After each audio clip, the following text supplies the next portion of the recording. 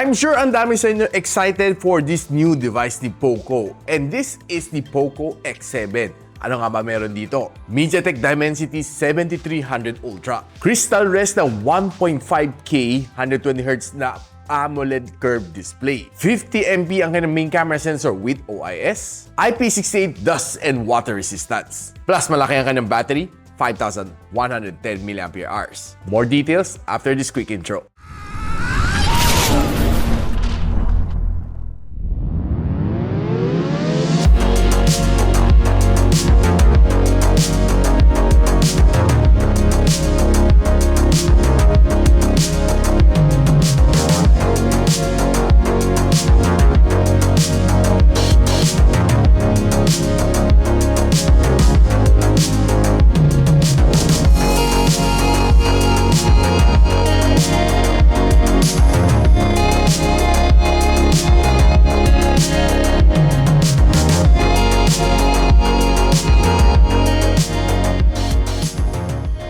Now, hawak ko right now is the POCO X7 na color black. It has a 12 gigs of RAM and 512 gigs of storage. Now, before we move any further, gusto ko lang share sa inyo na we'll be using itong Boya na BoyaLink version 2 na microphone moving forward kasi gusto ko i-share sa inyo yung ganda nitong microphone na ito. Perfect for content creation. Alam ko may mga good audio devices medyo mahal. Hindi lang medyo mahal, mahal talaga sila. Not with the BoyaLink version 2. Itong device nito kaka-release lang. I know that this will be very budget friendly para sa mga content creators like you and me. Now, one thing na gusto ko sa inyo is very easy to carry ang case. Pagbukas mo sa kanya, kita mo nakahilera na lahat. You have your receiver over here. Right now, currently, naka-audio jack siya. Pero madali mo lang siya ma-switch over to Lightning pin and Type-C pin. Plus, dalawa pa nga ng microphone na transmitter. So, perfect to for interviewing or you just can simply use one and this one is your backup. Kung naubusan ng battery ito, meron ka pa isa. Now, one thing na gusto ko sa kanya is universally compatible siya. Be it DSLR, Android devices, Apple devices, lahat na yun pwede mo gamitin dito. And this one, you can record up to 300 meters on open field. Plus, meron din siya hi-fi recording. So, I'll be using this mic from this point forward. So, guys, kita rin na gamit ko na right now ang BoyaLink 2. So, let's continue.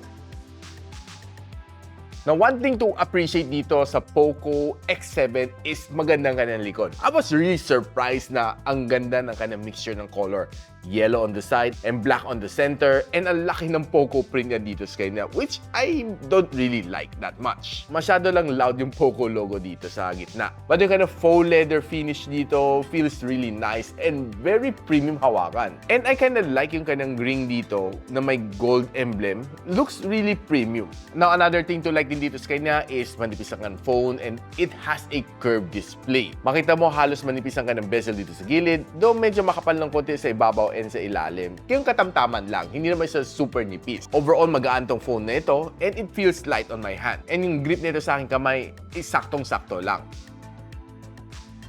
Now, alam natin itong phone na ito is being powered by the MediaTek Dimensity 7300 Ultra. And we've seen it perform on some other phones in the past. It was able to give me 690,000 points dito sa Antutu benchmark. Ito ang kanyang breakdown score. 850 ang kanyang loop score dito sa Wild Extreme and 99% kanyang stability. Ito ang score na nakuha ko dito sa Geekbench, kanyang CPU benchmarking. Ito naman sa GPU benchmarking. Looking good naman kanyang thermal and it throttled to 86% ng kanyang best performance. Now, let's talk about battery. Lumaki ang battery nito phone na ito. 5,110 mAh, which is a little bit above the industry standard. And one thing to like dito sa kanya is tumatagal ang battery dito sa phone na ito. I was able to last a whole day using itong phone na ito without any problem. Hindi ko kailangan mag-charge as long as you're using it normally kasi I believe that the Dimensity 7300 Ultra is quite battery efficient. And another good thing dito sa kanya, it supports 45 watts of fast charging. So, charging from 0 to 100 takes a little bit above an hour. Tapos ka na mag-charge. For me, katamtaman lang 45 watts dahil hindi mo kailangan ng 120 watts kasi mas mabilis masira ang battery if you're using 120 watts of fast charging. Mas mabilis kasi uminit ang battery mo. Now, pag-usapan natin right now ang kanyang display. This one has a 6.67-inch na crystal rest na 1.5K AMOLED curved display. Meron siyang 120Hz of screen refresh rate and Dolby Vision. Ang kanyang maximum brightness, 3,000 nits. And based on what I know, this one is being protected by the Corning Gorilla Glass Victus 2. Currently, itong phone nito is running HyperOS version 1. Hindi pa siya version 2, but it's upgradable to version 2 inside Android version 14. Now, one of the nice things dito sa phone na ito is maganda kanyang display. I I love the way it is and I love the performance dito sa phone nito, especially when I'm browsing through social media, sa Facebook, sa Twitter, sa Instagram, and sa TikTok. Talagang smooth na pag-browse mo dito sa kanya thanks to its high refresh rate. And another thing na ma-appreciate mo dito sa kanya, if you're watching your favorite shows dito, be it sa YouTube, sa Netflix, talagang makakuha ka ng magandang display. Dahil this one can display up to 1.5K na display, malinaw and sharp na sharp ang mga videos na mapapanood mo dito. And I did watch some films dito sa YouTube, and honestly, I would tell you na sobrang okay ang display niya. Dahil nag-enjoy naman ako watching some basketball games dito and watching some Korean novela, the POCO X7 was able to give me a good entertainment package. Na gusto lang natin i-test right now ang kanilang loudspeaker. It has 6 holes dito sa ilalim and 3 holes dito sa ibabaw. So I'm pretty sure na hindi masyado balanced the sound coming from the top and from the bottom. But nevertheless, here goes a quick sample.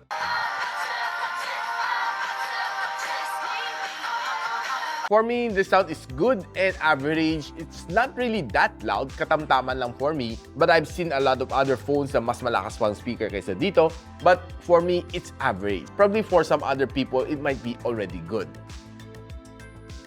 Now, I did put some effort playing some games dito sa phone nito, and then I did play Wuthering Waves, Genshin Impact, Call of Duty Mobile, and Farlight 84. Pagdating sa Wuthering Waves, I was able to enjoy naman tong game nito. Though setting it to medium graphical settings, there are times na nafe-feel ko there are some frame drops along the way na mafe-feel mo parang medyo tumatalo ng character mo, or pag tumatakbo ka medyo parang pigil siya. Doon mo mafe-feel na parang talagang mararamdaman mo yung frame drop. Siguro dahil hindi kaya i-handle ni Dimensity 7300 Ultra ang games like this at a higher graphical setting. So, a trick that I can tell you is, syempre, i-lower down mo konti yung graphical settings just to be able to give you a better gaming experience. But overall, the gameplay dito sa Wuthering Waves, you'll be able to get a good, decent gameplay as long as you don't set it to all high settings. The touch response naman is good and the sound is good. And pinakamainin na na-achieve niya after 30 minutes of gameplay dito is 43 degrees Celsius. Now, moving on to Genshin Impact, select ko rin siya sa medium graphical settings with 60 FPS, and the gameplay was quite good. To my surprise, it was able to handle tong game nito. Kahit medyo nagbabakbakan ka with so many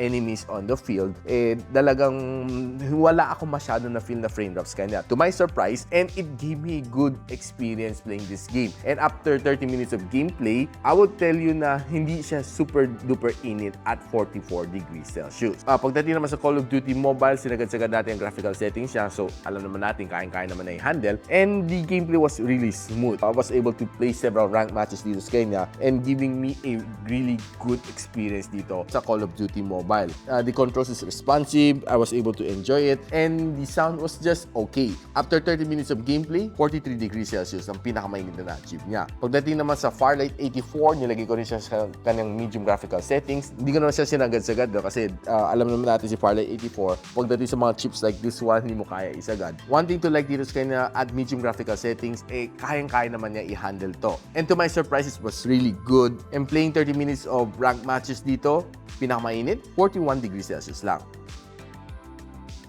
Napag-usapan muna natin ang camera dito sa POCO X7. Ang kanyang main camera sensor is a 50MP na main camera sensor with OIS, 8MP na ultra-wide lens with a 120 degrees na field of view, and a 2MP na macro lens. This one can let you shoot up to 4K and 30, and ang kanyang front-facing camera is a 20MP na front-facing shooter which can let you shoot up to 1080 and 60 FPS. So guys, right now pag-usapan na natin ang camera performance ng POCO X7. So taking some outdoor shot and taking in some mga leave shot dito, I would say na, well, it's a little bit saturated and makita natin mga greens na ito. Looks really nice and bright. Yeah, based sa aking mata, these are a little bit more saturated na effect dito sa camera niya. But honestly, yung kanyang pagka-saturate is looking good. And medyo maganda naman siya i-post sa Instagram. And look, the way it is, I would say na panalong-panalo naman siya. No, hindi naman siya OA na pagka-saturate for me. If you're looking at some of the tall building shot, though medyo gloomy, you'd see the preserved details naman dito sa building. And yung cloud, medyo hindi lang ganun ka-detailed. Siguro dahil medyo makulimlim lang siya. If you're taking a look naman sa vicinity, you see some good details naman sa mga trees around you, but if you zoom it in, makita mo soft na rin sila. So, nilaro naman natin ang different lenses niya. So, this is a 0.6